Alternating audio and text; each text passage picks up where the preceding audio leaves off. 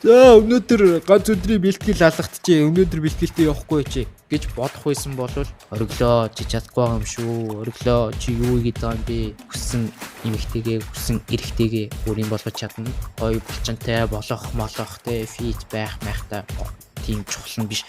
Хамгийн чухал нь юу вэ гэхээр 2020 онд миний толгой дотор юу эргэлж исэн бэ гэвэл яаж орлоготой болох уу, яаж мөнгө олох уу, яаж амьдрах уу гэдэг бодол өдөржин шөнөжин эргэлздэг байсан. Юу их нь тодорхойгүй.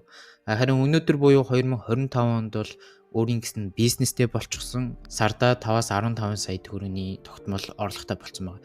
2020 оноос 2025 оны өнөөдрийн энэ өөрчлөлтийг хийхэд маань надад 4 ном маш том туслалцаа нөлөөлөл өөрчлөлтийг хийхэд тусалж исэн. За тэр бол 21-р зууны бизнес, өглөөний гайхамшиг, энгийн дадал, Power гэсэн 4 ном байгаа. Тэгэхээр энэ 4 ном буюу энэ хэдэн зуун хуудасаас би яг ямар ойлголтыг өөртөө тусаж аваад яг юуг нь чухалчлаад өөр дээр хэрэгжүүлээд энэ өнөөдрийн өөрчлөлтийг гаргачваа гэдэг талаар өөрийнхөө түүхтэйгээ уялдуулаад дон цагийн дараалтаагаар тайлбарлаад энэ удаагийн бичлэгийг дээр хүргэх юм. 2014-өөс 2020 оны хооронд бол би жудо бүхийн тамирчин байсан. Жудо бөхөөрөө улсын аваргын алт мөнгө хүрэлтэй, за мөн самб бөхөөр улсын аварга, жиж зүгээр улсын аваргын хүрэл медальтай ийм тамирчин байсан. За тэгээд 2019 онд 2019-өөс 2020 оны хооронд бол 10 жилийн их сургуулаа төгссөн. За тэгээд энэ үед бол мэдээж энэ өвчин гарч ирээд хөл хөрөө тавигдсан байдаг. 10 жилээ төгснөхийн дараа би их сургуулаасаа 1 жилийн чөлөө авсан байсан. Яагаад гэхээр самбын дэлхийн аврагт орноо. Тэгээд эндээ бэлтгэлээ нэгээд 1 жилийн чөлөө авсан байсан. За тэгсэн чинь хөл хорой мөн тавигдаагүй. За тэгээд хулгаагаар буюу нууцаар барилга дээр дотор заслын ажил, цэвэрлэгээний ажил гэх мэтлэн ер нь барилга дээр нууцаар хар ажлуудыг хийж исэн. Тэгээд энэ үедээ ч гэсэн бодоол байсан. За ер нь те ингээд барилгын ажил хийгээд иймэрхүү ингээд ажлууд хийгээд бол амьдрал амар хэцүү байна. Би юу хийх вэ гэдэг бодол толгой дотор маань маш их эргэлдэж байлаа. За тэгээд энэ үедээ би энэ 21-р зууны бизнес гэдэг номыг азар уншсан. Тэгээд энэ номыг уншсандаа маш их талархдаг. За тэгээд энэ номоос яг чухалчлах тий хамгийн гол ойлголт нь юу вэ гэхээр ерөөсөө санхүүгийн суурь мэдлэг байсан. За ерөнхийдөө бол тий Баян ав ядуу ав гэдэг номыг бүгдээрээ мэднэ шүү дээ тий. Тэр номын арай нэг өөр хувилбар гэсэн үг. Гэхдээ ерөнхий агуулга мессеж нь ерөөсөө адилхан. За энд харагдаж байгаа болохоор ерөөсөө энэ санхүүгийн дөрвөн тэнхлэг гэсэн үг. Дэлхийн эдийн засгийн санхүү тий энэ дөрвөн тэнхлэгт хуваагддаг гэсэн үг. Дэлхийн нийт бүх хүн ам. Окей, за эхний тэнхлэг бол ажилчид гэсэн үг. Тий өөрийнхөө ажиллаж байгаа цагийг үнэлүүлээд оронд нь цалин авч ажилладаг. За дараагийн энэ тэнхлэг болохоор хуурай бизнес эрхлэгчид гэж хэлж болно. Ерөнхийдөө өөртөө ажилдаг гэсэн үг.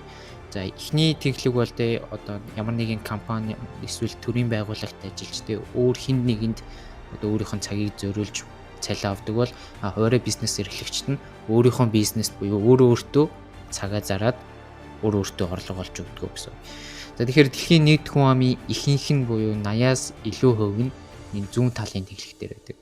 Энэ талд болохоор үлдсэн 20 хүрэхгүй хувь нь баруун талын тэнхлэг дээр байдаг.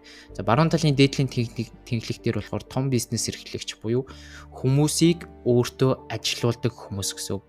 Энэнгээрээ бизнесийг хүмүүсийг өөртөө ажилуулж мөнгө олдог гэсэн үг. Ерөнхийдөө өөрөө бол маш их мэдлэгтэй. Энийгээ бизнес болгоцсон бизнесийнхаа зөвхөн тархины үйл ажиллагааг хийдэг. За дараагийнх нь болохоор хөрөнгө оруулагчид буюу мөнгөөр мөнгө олдог. Өөрийнхөө мөнгийг ямар нэгэн хувьцаа, ямар нэгэн шинэ байгуулж байгаа компанид хөрөнгө оруулалт хийгээд хувьцааг нь эзэмшээд өөрийнхөө оруулсан мөнгийг илүү өндөр болгоод авдаг гэсэн үг. За энэ хоёр тэнхлийн давуу болон сул талын хувьд бол зүүн тэнхлэгийнхэн маань гэр бүлдээ, хайртай зүйлстэй, туртай зүйлстэй гаргах цаг байхгүй. Тэгээд эдийн засгийн уналт, эдийн засгийн хямрал гэх мэтлэн зүйлсүүд энэ хүмүүст маш гүнд ноцтой аюултайгаар нөлөөлдөг. Харин баруун талын хоёр тэнхлэгийнх нь маань гайгүй ямар нэгэн гаргалгаа байдаг. Бизнес дээр ямар нэгэн шинэ инновац хийгээд ингээд амьд үлдчихдэг ерөнхийдөө тэгж хэлж байна. За 2025 онд бол энэ тэнхлэг рүү орохын тулд заавал хэдэн зуун ажилтан хэрэггүй болсон. Одоо AI автоматжуулалт маш олон платформуд гараад ирсэн учраас заавал хэдэн зуун ажилтан гэлтгүй зөвхөн ингээд энэ техник технологи AI ашиглаад энэ хэмжээний бизнес эрхлэгч болох боломжтой болсон. Миний хувьд энэ номыг уншичаад яг энэ ойлголтыг ойлгочоод эргэлт буцалтгүйгээр за би бизнес хийх ёстой юм байна. Хэрвээ спортоор үргэлжлүүлээд явах юм бол хэрвээ дахиад барилдаж чадхааргүй болтлоо гэмтчихвэл тий би юу хийж амьдрах юм бэ? Яах юм бэ? Ингээл амьдрал сүрч юм уу гэсэн айдаст бодвол маш их хэргэлдэж исэн үе тэгээд энд байгаа энэ бизнес гэдэг чинь амар гоё боломжтой юм байна штэ гэдэг зүйлийг хараад тэгээд эргэлж буцалтгүй бизнесмен болох зорилгоо тавиад ийшээ одоо аяллаа эхлүүлсэн байдаг. За яг одоогор бол миний хувьд энэ тэнхлэг буюу хуваарь бизнес эрхлэгч өөрөө өөртөө ажилтдаг дээр явж байгаа. Тэгээд баг багаар ийшээгээ буюу одоо бизнес эзэмшигч рүүгээ тий орж эхэлж байгаа. Тэгээд одоо хамгийн гоё зүйл нь тийм амар гол ажилтны хэрэггүй AI тэгээд нэг ганц хоёр хүн байхад л ерөөхдөө болчихж байгаа гэсэн. За тэгээд бизнесмен болохоор шийдчингүүтээ өөрийгөө бүрэн өөрчлөх шаардлага хэрэгцээ гарч ирж байгаа. Тэгээд өмнө байсан дадал зуршлуудаа шинжлэхтэй байнгын шин зүйлс сурах, өсвөл твшил гаргах гэх мэтчлэн одоо асуудлууд нь гараад ирж байгаа. За тэгээд 2021-ээс 2022 оны хооронд цэрэг татагдсан. Тэгээ хугацаа цэрэг болсон. Хугацаа цэрэг байхдаа зүгээр байгаагүй 7 ном уншсан байгаа. Тэр 7 номоос хамгийн их чухал нөлөө үзүүлсэн өнөөдрийг хүртэл надад тусалж байгаа тэр ойлголтыг авсан 2 ном бол Өглөөний гайхамшиг болон энгийн дадал. За энэ 2 ном бол хоорондоо маш гоё хоршдог ном. Яагаад вэ гэхээр хоёулаа дадал зуршилтай холбоотой ном. Өглөөний гайхамшиг нь болохоор одоо аль салбарын хүн яавал ямар дадал зуршлыг өөртөө хөвшүүлвэл амжилттай байх юм бэ гэдэг тэр дадал зуршлыг заадаг. Харин энгийн дадал нь болохоор альва дадал зуршлыг яаж өөртөө амархнаар яаж илүү сайнаар сулгах вэ гэдэг талаар одоо гардаг. За тэгэхээр Өглөөний гайхамшиг гэдэг ном дээр бол үндсэндээ яг энэ 6 дадал зуршлыг бол санал болгодог. Тэгээд энэ 6 дадал яагаад чухал юм бэ гэдгийг тийм зааж өгдөг. За эхний дадал бол чимээгүй суух, бясалгах, залбирах. Тэгээ энэ дээр бол яг өглөө эрт босоо те өглөөний дадал юм шиг боловч ер нь заавал өглөө эрт боссон ч байх албагүй шүү. За миний хувьд бол ер нь өдөрт хэд хүртэл унтаад хэдэн цагт боссон ч бай өдөртөө энэ 6 дадлыг ер нь хэрэгжүүлчих юм бол зөв гэсэн үг. За эхнийх нь болохоор silence буюу чимээгүй байх, бясалгах, залбирах те ийм өөртөө ярилцах ч юм уу тийм дадлыг хэлж байгаа. Ерөөсөө тийм амар 30-40 минутаар биш ердөө нэг 10 минут 10-аас 20 минут байхад л хангалттай. За миний хувьд бол бясалгал хийдэг 16 настайгаас хойш тасралтгүй 7 хоногтой тогтмол 1-2 удаа бясалгал хийгээд явж байгаа. За дараагийнх нь болохоор affirmation буюу өөрөө өөртөө итгэх, итгэл үнэмшил төрүүлэх. За энэ болохоор амар гоё миний бас амар туртай дадлуудын нэг. За яадаг вэ гэхээр жишээ нь хэдүүлээ 2025 онд би санхүүгийн эрхчлэлд хүрнэ гэдэг зорилго тавьсан байлаа гэж бодъё. Тэнгүүд толин таарад эсвэл нүдэ анаад өөртөө би 2025 онд санхүүгийн эрхчлэлд хүрнэ гэсэн зорилготой юу ч болж исэн хүрнэ гэд өөрийгөө зоригж өгдөг, өөрийгөө одоо итгэл үнэмшлээ асаад дотроос нь асааж өгдөг. За дараагийнх нь болохоор төсөөлөл гэж байгаа. За энэ төсөөлөл бол бас аюул чухал. Энэ affirmation болон төсөөлөл хоёр бол ингээд хүний далд ухамсарыг маш сайн програмчилж өгдөг зүйл. Далд ухамсарыг маш сайн програмчилж өгдөг зүйл. За төсөөлөл дээр яах ёстой вэ гэхээр яг тэр зорилгодоо хүрсэн байгаагаар өөрийгөө төсөөлж мэдрэх гэсэн. За спортын тамирчин байлаа гэж бодоход хэдүүлээ 2028 оны Олимпийн авраг болно гэсэн зорилго тавьсан байлаа гэж бодъё. За тэгэнгүүт ингэж төсөөлнө гэсэн. Өглөө сэрснийхэн дараа би бол Олимпийн авраг. Би бол 2028 оны Олимпийн авраг. Буюу яг тэр одоо Олимпийн аврагаа болцсон мэтээр өөрийгөө төсөөлж өөртөө итгүүлэх. За энэ яадаг вэ гэхлээр одоо юу гэдэг тухайн өдөр магадгүй босоод залхуу нүрээлтэй. За өнөөдөр ганц өдрийн бэлтгэл алгадчихэ. Өнөөдөр бэлтгэлтэй явахгүй чи гэж бодох байсан бол Олимпийн авраг хүн яа тийм. Өдөр болгон бэлтгэлтэй явна шүү дээ. Бэлтгэлээ таслана гэж байхгүй шүү дээ. Тэ яг тэр сэтгэл зүг өөртөө суулгаж өгдөг буюу тэ Олимпийн авраг хүн чи ерөөсөө бэлтгэлээ таслахгүй гэсэн. Яг тэр харизма, характер өөртөө суучна гэсэн үг байхгүй. Дараагийнх нь болохоор дасгал хөдөлгөөн гэж байна. За дасгал хөдөлгөөн болохоор ерөөсөө нэг тийм гоё булчинтай болох молох тэ фит байх майхтай тийм чухал нь биш.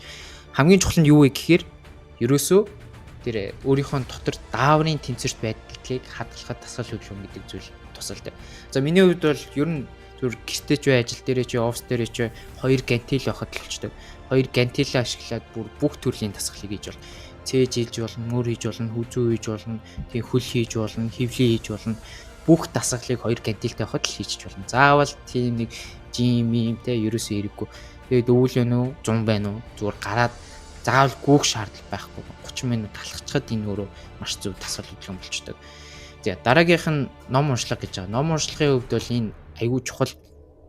Бас тийм заавал нэг хэдэн 100 хуудасаар нь уншаадах шаардлага байхгүй. Өдөрт нэг хэдхэн утас уншдаг байхад зүгээр. Тэгээд унших процесс маань өөрөө бидний тархины булчинг маш сайн ажилуулдаг, сэтгэн бодох, танин мэдхүйн чадруудыг маш сайн хөгжүүлж байдаг учраас тийм уншлага хийх аюул зүгээр. За дараагийнх нь бичих, тэмдэглэл хөтлөх гэж байгаа. Энэ нь бол одоо миний бүр ингээд амьдралдаа энэ дадлыг сурсандаа хамгийн ихээр талархдаг. За одоо жишээлбэл заяа. Энэ миний ингээд 6 дахь дэвтэр тэмдэглэл хөтэлдэг. Өдрийн тэмдэглэл хөтэлдэг. Тэгээ заавал өдөр болгон биш. Гэхдээ 7 хоногтоо 3-4 өдөр гээд тэмдэглэл хөтэлждэг. Тэгээд өнөөдөр юу болсон, ямар хуу байсан, шинээр юм сурсан юм уу, сураагүй юм уу, гонигтай байсан юм уу гэд энэ бүх юмаа гаргаад бичдэг. Тэгээд бичих процесс нь өөрөө айгүй их чухал л та. Нэг толгой дотор байгаа замбраагүй бодлоо ингээд биетэй болгочхоор тэгээ дараа нь цэгцлээ би ер нь өөрийгөө ажиглаад ингээд байгаа юм байна да. Тэгээд байгаа юм байна да. Ийм зүйл болчихлоо. Энэ юунаас болчих вэ? За одоо ийм үр дүн гарсан юм байна. Энэ дээрээ яавал илүү сайжрах вэ? Гэх мэтлэн тэр дүнэлтүүдийг хийх болон бодлоо цэгцлэх гэдэг зүйл дээр маш сайн тусалдаг. Нөгөө талаасаа тийм бичиж тэмдэглэл хөтлөхдөө тийм өөртөө нэг зөргижүүлэлт хийдэг шигэ зорилгоо ингээд өөртөө хилээд бичээд тахаар энэ маань дахиад 70 тухамсар сайжруулдаг. Нөгөө талаасаа бидний бодох, ярих гэдэг тэр зүйлүүдийг маш гоё цэвэрхэн зэгцтэй болгож өгд юм байлаа. За дараагийн нэг маш чухал ойлгож авсан зүйл бол цөхрлийн хонгил гэдэг ойлголт. Энэ бол амар чухал ойлголт. Энэ бол надад бүр үнэхээр супер тусламж хүргэжсэн. За юу гэхээр одоо бид нэр зорилго төлөвлөхдөө энэ бидний хүргэж байгаа зорилго, энэ хугацаа хэлээ гэж бодоход бид нэр төлөвлөхдөө ингээл яг энэ ногоон зураас шиг ийм шулуун явчих юм шигээр төлөвлөдөг Энэ хугацаанд энэ хэмжээний зорилгод хүрнэ гэдэг. За тэгтэл бид нэр яг үндэ ингээд төлөвлөгөөний дагуу хичээгээд явхад энэ шар зураасын дагуу ингэж явдаг. Доошоо явж байгаа л гинт дээшээ бүр зорьсноосоо дээшээ явдаг. За тэнгуут энэ хооронд ингээд ногоон зураас болон шар зураасын хооронд үүсэж байгаа энэ нэг улаан бүсийг цөхөрлийн хонгил гэдэг. Ягаад гэвэл миний зорьсон зорилго энд байхад би энэ доогуур нь яваад тахаар чадахгүй байгаа юм шиг, юу ч болохгүй байгаа юм шиг, ямар ч үр дүн ирэхгүй байгаа юм шиг мэдрэмж төрдөг. За тэгээл нөгөө нэг ориглоо чи чадахгүй байгаа юм шүү, ориглоо чи юу хийгээд байгаа юм бэ? Болчихлоо энэ чинь хэрэггүй юм шүү гэдэг бодлоод орж ирдэг. Гэтэл яг үндэ ингэж явж байгаад энэ хэсэг дээрээ бүр моментум аваад анх зорж ирснээс бүр илүүгээр дээшгээ гарч ирдэг гэсэн.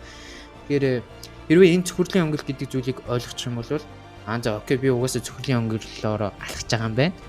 Тийм чи яг энийгээ үргэлжлүүлээд яваад ах юм бол анх зорьсноосоо ч илүүг хүртэх боломжтой байна гэдгийг мэдчих юм бол яг үнэхээр шантармаар санагдсан ч гэсэн за өглөө чи цөхрлийн хонгилоор алхаж байгаа штэ гэдэг бодол төрдөг болсон. Энийг одоо хүртэл ингээд хадгалаа явж байгаа. Тэг шантрах үедээ бууж өмөр санагдах үе мэдээчгүй юм чинь байна. Энэ үедээ цөхрлийн хонгилыг сандаг. За дараагийнх нь энгийн дадал гэж байгаа. За энэ ном бол маш товчхондоо ерөөсөө зөв дадлыг яаж суулгах юм, буруу дадлыг өөрөөсөө яаж байхгүй болгох юм бэ гэдэг арга техникүүдийг ярьдаг. Хэрвээ зөв дадлыг суулгах гэж байгаа юм бол ерөөсөө л амархан болгох хэрэгтэй. Ерөөсөө л амархан болгох. За жишээлх юм бол фитнест явах гэж байгаа юм бол нэг бол гэртээгээ маш ойрхон, нэг бол ажилтайгаа маш ойрхон фитнес сонгож байгаа. Тэгэл болоо. Нэг өглөө босоод гүүх мөнхтэй тиймэрхүү юмнууд амар хэцүү байдаг бол зүгээр орой унтахынхаа өмнө тийм спортынхаа хувцсыг хажуудаа тавьчих. Тэгэл болоо. Буруу дадал зуршлыг өөрөөсөө арилгах гэж байгаа юм бол тийм хэцүү болгочих. Эсэргээр нь. Яг эсэргээр нь хэцүү болгочих. Тэгээ өдөржингөө ингээд жоохон нэг чөлөө зааваараа зурагт үзчих гэдэг бол зурагтынхаа удирдлагыг өөрөөсөө нуучдаг ч юм уу ингээд хийхэд хэцүү ядаргаатай түүхтэй болгочих.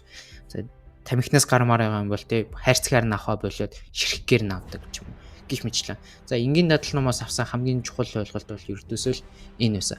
Тэгээд энэ дээр гарсан нэг амар гоё ишлэл нь юу вэ гэхэлэр би өөрөөр монголчлоод ярьчих. За Улаанбаатар хотоос Япон руу нисгэж байгаа онгоцны үзүүрийг ердөө 1 градус өөрчилөхөд ердөө 1 градусаар чиглэлийн өөрчилөхөд шал өөр газарт очино. Одоо Бали ч юм уу, Индонез ч юм уу гэдэг санааг хэлдэг. За энэ өөрчлөлж байгаа тий ердөө 1 градус бол энэ бол дадал зуршил юм аа.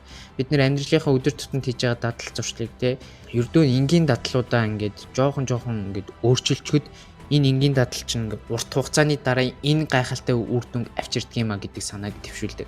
Тэгээд энэ бол үнэхээр өөртөө тусгаж авмаар үнэхээр гайхалтай жишээ бас санаа байсан. За тэгээ 2022 онд цэргээс халагдаж ирээд оюутан болвоо. За оюутан болсон чинь ерөөсөө нэг л таалагдахгүй болохоор эхний семестрээ суугаад сургуулиасаа шууд гарцсан. Дараа нь Remax Platin гэдэг оффист үл хөдлөхөрөнгийн борлуулагч буюу real estate agent дээр орсон ба.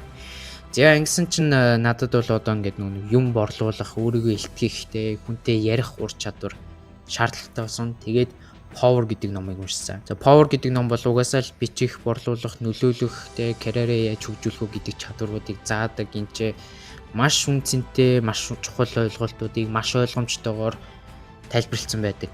За тэгээд энэ номын ачаар би борлуулалтыг сураад топ 5-т ордог оффист харьяалагчдаг хамгийн залуу агент хэрнээ 2 удаа сарын шилдэг агент болж исэн. Тэгэл борлуулалт хийх ур чадвар, хүнтэй яаж ярьдیں, хүнд яаж нөлөөлдөг юм бэ гэдэг ур чадваруудыг тодорхойлж сурсан. Энээс өмнө би болохоор юм хүнтэй ярих, өөрийгөө яаж илэрхийлэх, юм борлуулалт хийх бүр юу ч мэдэхгүй. Тийм нэг хүүхдэл байлаа. Тэгээд хүмүүс борлуулалт гэхээр заавал нэг юм зарах тухай бодоод байдаг. Борлуулалт гэдэг бол ердөөсөө ч тийм биш. Бид нэр хэрвээ амьд сэрүүн байгаа бүхэл цаг мөчтөө үргэлж борлуулалт хийсээр л байдаг. Аав ээжтэй ямар нэг юм зөвшөөрүүлэх. Энэ бол санаа борлуулж ийн гэсэн үг. Найзуудыгаа ямар нэг юм дуурайлах. Энэ бол бас дахиад санаа борлуулж ийн гэсэн үг. Тэ ахыгаа, эгчигээ, дүүгээ ямар нэг юмд ятгах. Дахиад юм борлуулж ийн. Найз охинд болох, найз залуутай болох, өөрийгөө борлуулж ийн. Хөрөнгө оруулалт татах, өөрийнхөө бизнесийг борлуулж ийн. За тэгээд бараа бүтээгдэхүүн үйлчлэгээ зарах буюу шууд яг албас яг бидний яриад идэг борлуулалт.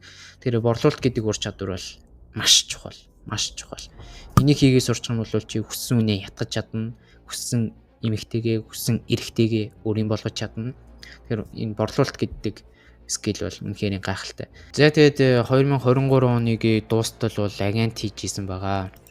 Тэгээд 2024 оноос өөрийнхөө багийг бүрдүүлээд, өөрийнхөө багийг сургаад тэгээд маркетингийн агентлаг байгуулсан. Маш олон газруудын маркетинг дээр хамтарч ажиллаж исэн байгаа. Одоо бол яг энэ маркетингийнхэн багийг тараагаад яг өөрөө соло маркетинг эйженси болсон. Яг чанартай хэдэн цөөх хэдэн хүмүүс дээрээ контент дээр нь ардан ажилладаг, зөвлөгөө өгдөг, коучинг хийдэг. За тэрнээс гадна автоматикийн үүсгэн байгуулагч Идрот ахтай цуг өөрийн контент community гэдэг зүйлийг school community-г байгуулсан. Энэ дээр одоо өөрийнхөө юу мэддэг, чаддаг, тэ контентийг яаж хийвэл болдог, яавал илүү амжилттай болох вэ? Яавал хүний сэтгэл зүйд нөлөөлөх юм. Тэгээд эдрийн артлын баг те график дизайнер, видео эдитер те энэ хүмүүс эдитээ яаж хийх юм, дизайн дээр яаж ажиллах юм. За эдрийн зүгээс яаж хүнд нөлөөлөх юм, ямар стратегиуд ажиглах юм. За миний хувьд бол хүний анхаарал яаж татдаг, инстаграмаа яаж хөгжүүлэх юм, яг нэгж борлуулалтын дээр яаж ажиллах юм гэх мэтлэн бүх зүйлсээ энэ дээр зааж байгаа. Тэгээд хэрвээ хүсэх юм бол энэ community нэгтгэх хүсэх юм бол description дээр линк тавьсан байгаа, тийшээ ороорой. Тэгээд миний зүгээс таад маань ч гэсэн өөрийнхөө орлогыг нэмэгдүүлэх гэж байгаа, өөрийн гэсэн бизнестэй болмоор байгаа, өөрийгөө хөгжүүлмээр байгаа юм бол энэ 4 номыг маш хүчтэйгээр санал болгож байна. Тэгээд контент хийж сураад, контентөөрөө дамжуулаад орлого олмоор байгаа, контентийг бүр мастер түвшинд хийж сурмаар байгаа юм бол манай school community нэг дээрээ хэрвээ лайк дараагүй лайка дараарай, subscribe хийгээгүй subscribe хийгээрэй. Дараагийнхын видеогоор уулзцгаая.